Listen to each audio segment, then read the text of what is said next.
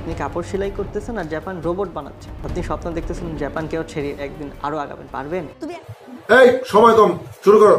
তুমি একটা character build up করতেছো, যেই ক্যারেক্টারটা তুমি না।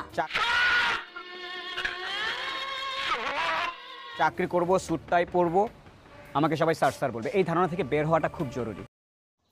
ভাই ওরা যে কত বড় মাপের বাটপার আর ক্রিমিনাল, সরকার পতনের পর কিন্তু সেটা আমরা বুঝে ফেলেছি। একসময় এই ফারাজ করিমকে আমরা কত ভালো ছেলে মনে করতাম, কিন্তু অবাক করা বিষয় ওর মতো জালিমের কিনা টর্চার সেল ছিল, আয়নাগর ছিল, এবং লুকে ওদের বিরুদ্ধে কিছু বললে তাকে নাকি আলাদা করে নিয়ে গিয়ে সেখানে নাকি রিমান্ডের মতো মারধর করা হতো। বাইরে ভাই, ও তো একটা সাইকো। কিছুদিন আগে প্রচার হয়েছিল তৌহিদ আফ্রিদির মাই টিভি নিয়ে, এবং সেটার মালিকানা নাকি আরেকজন ছিল। আর তৌহিদ আফ্রিদি কত বড় মাপের ক্রিমিনাল সেটাও কিন্তু প্রমাণ হয়ে গেল আমাদের এই অভ্যুত্থানের সময়। সে কিন্তু ফ্যাসিস্টের পক্ষ নিয়ে অপপ্রচার চালানোর জন্য সবাইকে জোর করে হুমকি দামকি দিয়েছে। আর সুলাইমান সুখন তো আসলে একটা দালালের মতো একটা দালাল। ওর মতো দালাল কিনা এদেশের মানুষকে এত বছর ধোঁকা দিয়েছে, অথচ নিজেই চাকরি করে অন্য সবাইকে বলতেছে ব্যবসা করো, বাণিজ্য করো, এই সেই কত কিছু করো। আর কি বলবো সুমন ভাইয়ের কথা, চুনারুঘাটবাসী ওনাকে এত আদর্শ বলে মনে করেছে, ভেবেছিল উনি হয়তো বা উচিত কথা বলবে, কিন্তু উনি সেখানে বলেনি। এখন বলতেছে পার্টির চাপে পড়ে বলেছে।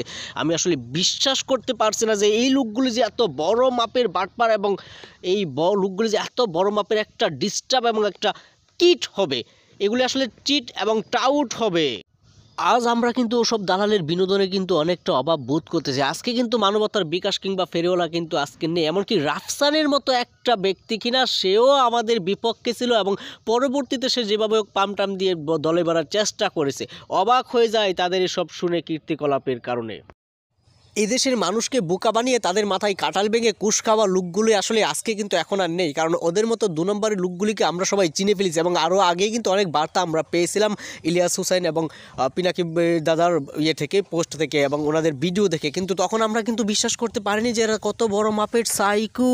কিন্তু এবার দেখলাম ওরে সালার, ওরা তো একেবারে চরম লেভেলের বাটপার। কোথাও বন্যা হলেই তারা বিভিন্ন জায়গায় পোস্ট দিত, এবং বিকাশে যে টাকা জমা হতো তার অর্ধেক টাকা তারা সেখানে দিত, আর অর্ধেক টাকা মেরে দিত। এই ধরনের গুঞ্জনে কিন্তু ছিল। অবশেষে কিন্তু তাদের বুটপারি সবই কিন্তু ধরা পড়েছে, এবং এই দেশের মানুষ কিন্তু তাদেরকে উচিত শিক্ষা দিতে পেরেছে। আজ কিন্তু তারা কিন্তু এখন কিন্তু দেশে নেই। তাদের মতো এরকম বড় মাপের বাটপারগুলোকে আসলে আপনারা চিনে রাখুন। এরাই কিন্তু একসময় আমাদের মানবতার ফেরিওয়ালার সাথে আমাদেরকে কিন্তু ধোঁকা দিয়ে বোকা বানিয়েছিল, এবং এদের সেই দিনটা